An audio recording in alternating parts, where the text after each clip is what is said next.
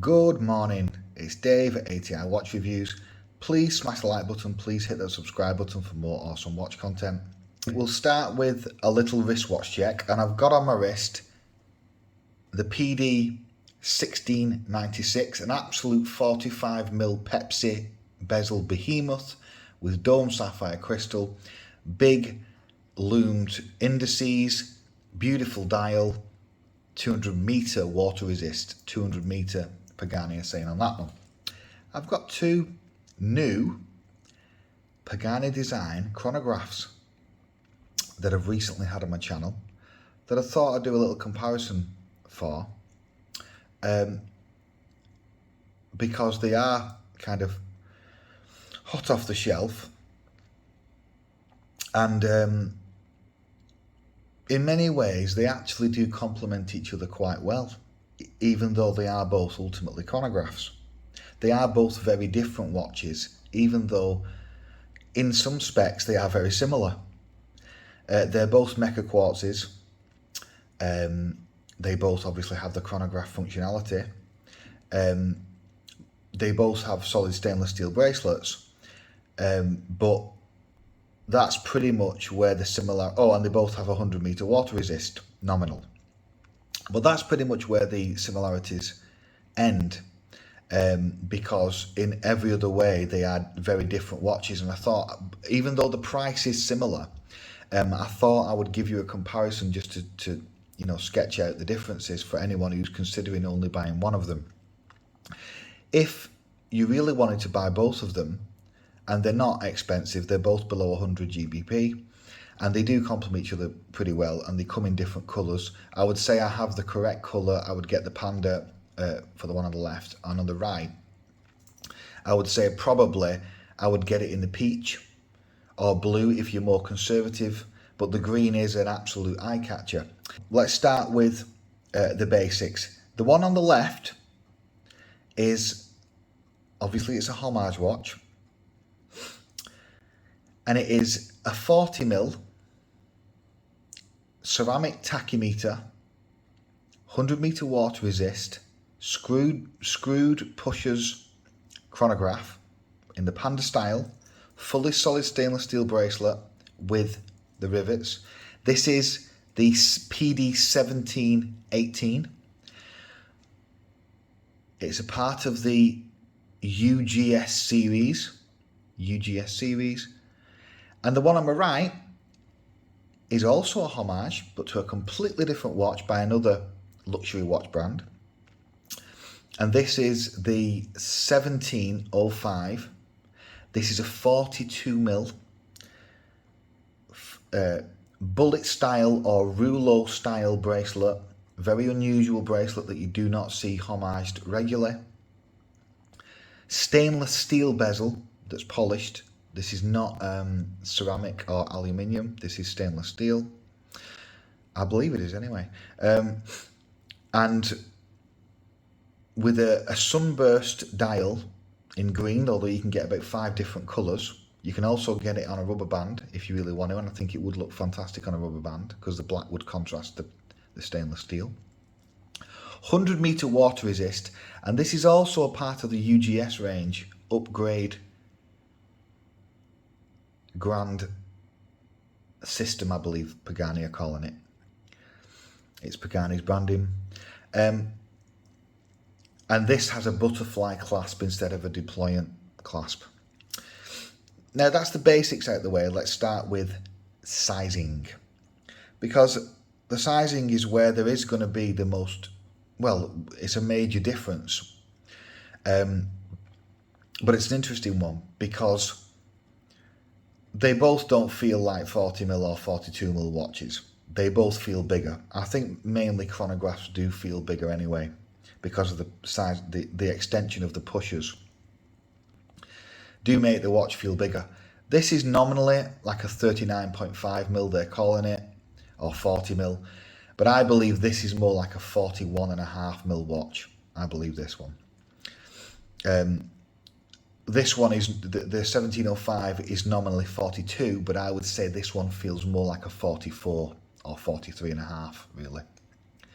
It feels bigger than my Belova 43 non-chronograph that I have on my channel quite a lot. The thickness of the 1718, this one, is about 12.8. The lug to lug is about 47.7. And the diameter of the bezel is only about 39 and a bit mil. But obviously the overall diameter would push it way past 40 because of the crown and pushers. The sizing is obviously, it's going to fit more wrists on the 1718 compared with a much bigger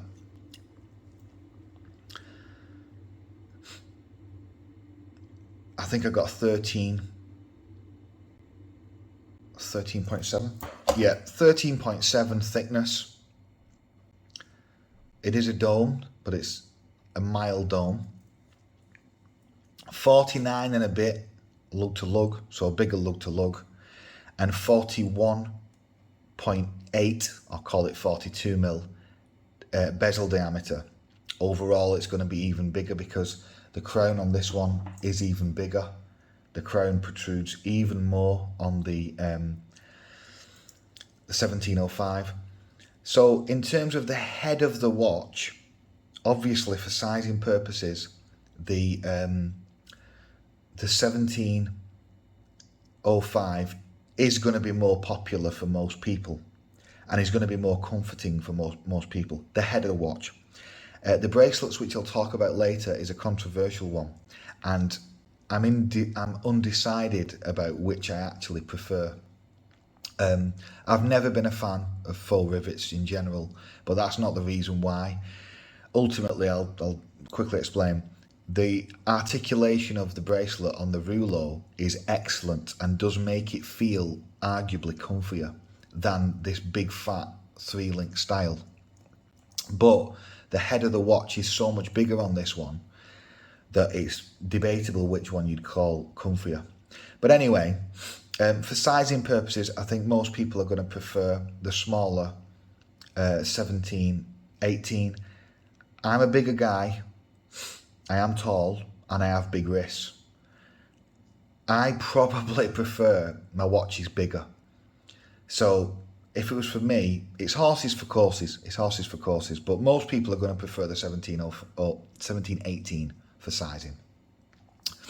Okay, let's talk about bezels. And for this one, I think we have a clear winner. Again, it is a bit horses for courses because one's a tachymeter and one is ultimately, you know, a totally different style of bezel. It is a rotational bezel, whereas this is a fixed tachymeter bezel. The tachymeter on the 1705 is actually on the dial. It's the outer ring. So the bezel on the 1718 is ceramic and is fixed and is outstanding. It is a brilliant material. It will basically never scratch. It's hard wearing, although the chances of it cracking and shattering may be slim, but they can happen on a ceramic bezel. But the ceramic bezel on this, I don't see any blemishes. It is a fantastic bezel and it does the job excellently, and it's even superior to the one it's homaging, the original that it's homaging, because the original is only an aluminium bezel, which I absolutely hate. Whereas on the 1705 we have what looks like a stainless steel, highly polished rotational bezel. I mean, it's adequate, but it has got a lot of back play. It's stainless steel, which will it's highly polished stainless steel, so it will super scratch, in my opinion. You will see little hairline scratches very quickly, and in my opinion, if you're going to do a bezel, as I said in another video, like this in stainless steel, in my view you should put a pattern on it so it doesn't show the scratches, even if you do it in brushed satin and not polished.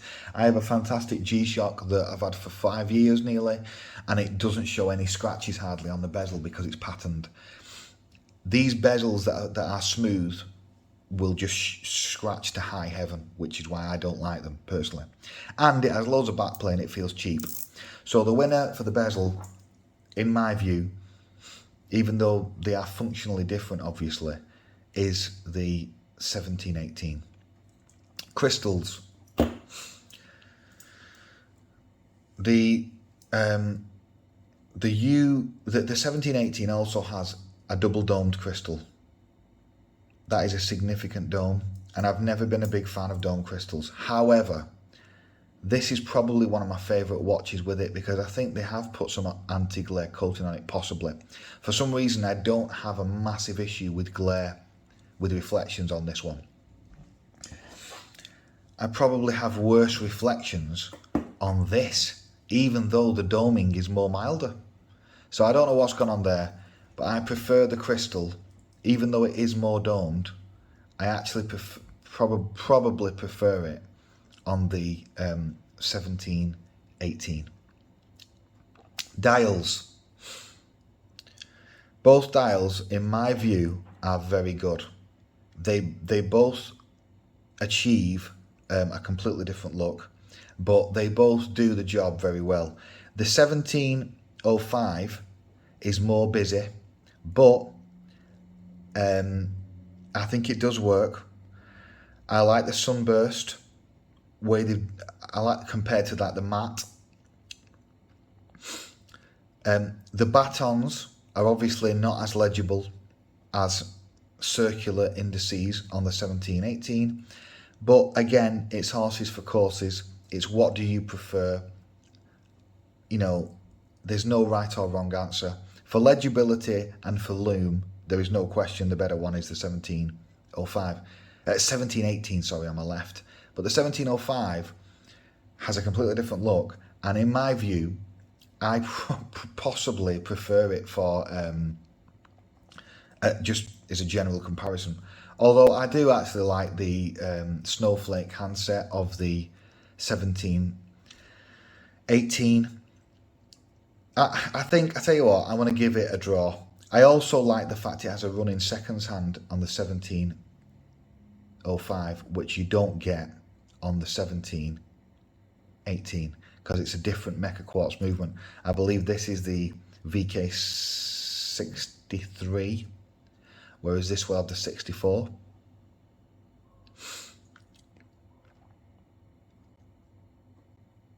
I mean, you can see clearly how much more reflective the one on my right is, and I don't like reflections.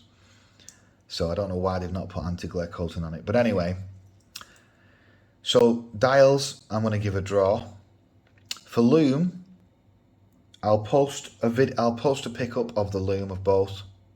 The winner is the one on my left, the 1718. Obviously, the hands are bigger, the indices are bigger. That's an obvious one.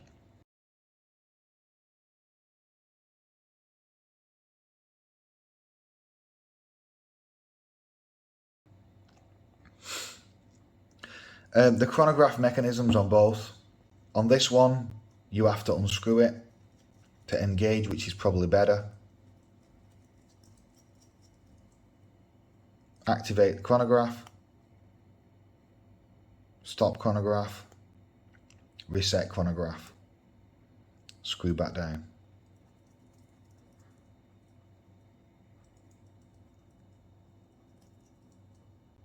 Make sure they're screwed back down.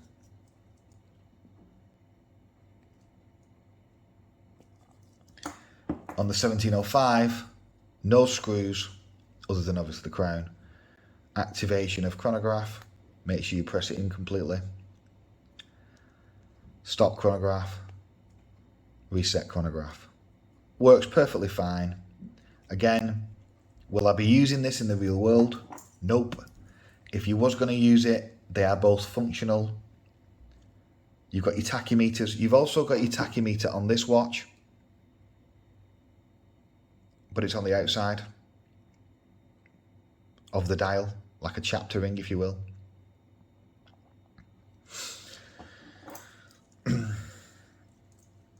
I suppose, which one would I prefer for the chronograph? I probably do prefer it to be a screw mechanism, so I'll give the winner to the 1718.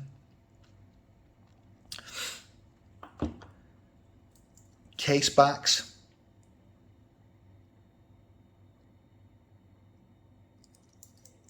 Stainless steel. Laser etched. Pretty basic, but gets the job done. Pagani design, sport with the reference number, and very similar with the big anchor, but obviously a slightly different design, but still stainless steel. Upgrade Grand Series. There you go. Not system, sorry. It's Upgrade Grand Series, they're calling it. It's Pagani Designs marketing. Water resist, 100 meters. So, case backs is a draw. There's no particular difference. The main difference is going to ultimately be, oh, by the way, I don't like how far that pusher sticks out. Sorry, not pusher, the crown. I think it's unnecessarily big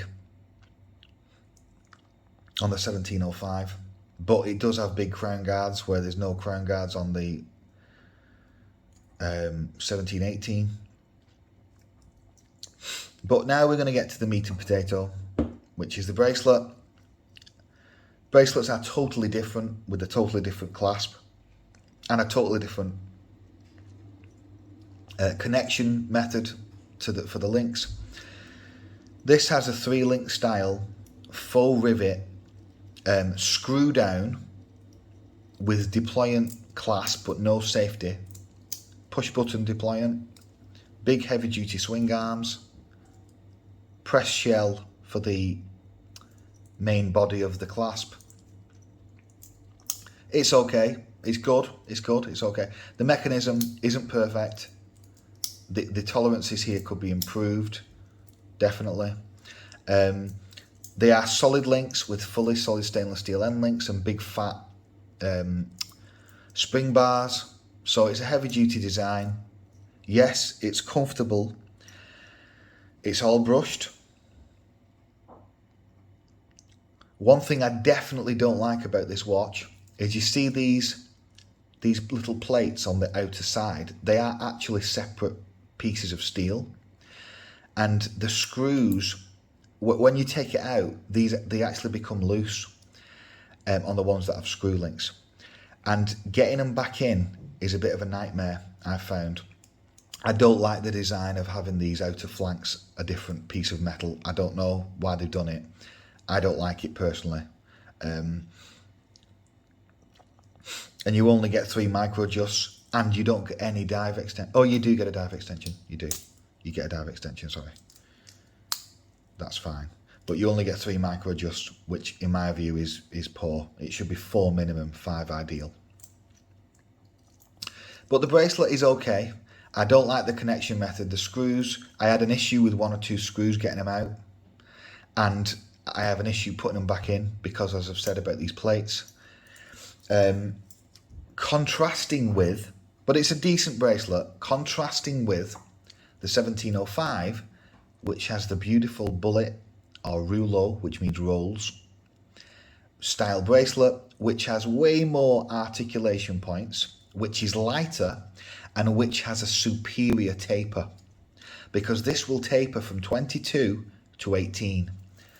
Whereas this, well, this basically is 20 to 18. So I suppose it's not tapering as much. The main difference is going to be, and obviously, is going to be the clasp as well. The clasp is obviously a butterfly. Now, I've never been a fan of butterflies, but this is one of the best butterflies I've ever used. The bracelet being more articulated and being lighter and being more,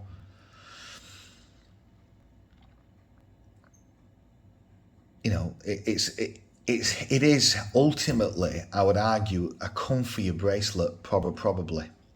There is more points of articulation, and obviously the rolls do actually feel quite nice on the wrist. They feel like a Jubilee to some degree. Now the clasp, there's no micro adjust points. You get what you get kind of thing with these butterflies, but it is a symmetric butterfly. You don't have to put one side down then the other. You can put any side down and engage any side, it works. The problem is going to be you can't get a good setting. Look, it's over 1 centimetre setting. If you take the links out, the links are just a pin system. So it's an interesting one. Both bracelets are not perfect by any stretch of the imagination. I would prefer this if it had a deployant clasp with safety and if it had micro adjust points.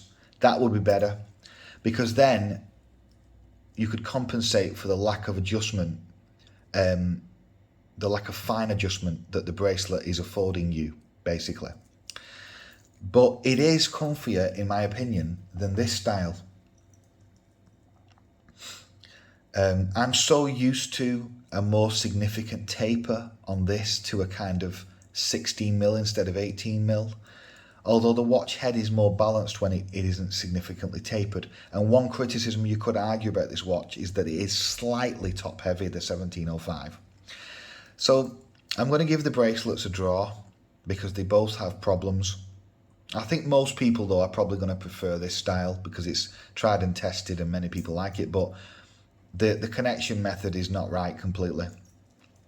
It's not right on both actually, although the pins are very easy to come out. So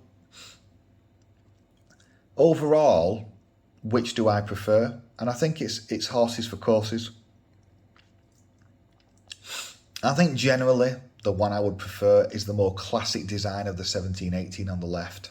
It's also a more trendy, a popular design, as we all know, because we all know what it's homaging. Whereas the one on my right is a more eye-catchy, a more blingier, and arguably a more sportier look. It can look like there's a little mini spaceship on the wrist, so it's not going to be for everyone. They both can be improved in various ways. The 1705 can be improved by improving the bezel, by giving us a two-tone option, by changing the bracelet clasp, and by decreasing the size of this screw-down crown. And this one, the 1718, can be improved by giving us a safety catch on the clasp, by improving the connection. I don't like the way they've got these outer plates that are loose. And also by giving us a two-tone option. So, oh, and AR coating. This one, the 1705 needs AR coating. Overall, I think the winner overall, even though it is a horses for courses one, is going to be the 1718. But if you can afford to, and if you want to, by all means, get both, and you can have a feel with that bracelet and see what the watch feels like with this style that you've probably never had before. I think it's an interesting one. It definitely doesn't feel like the typical 3-link or 5-link bracelets. It definitely doesn't. There is affiliate links down below. If you want to pick them up, I would make a bit of commission at no extra cost to you. I hope you've enjoyed this mini comparison. There's going to be loads more like this. It's been Dave. Have a great day. Thanks for checking out my channel. Cheers.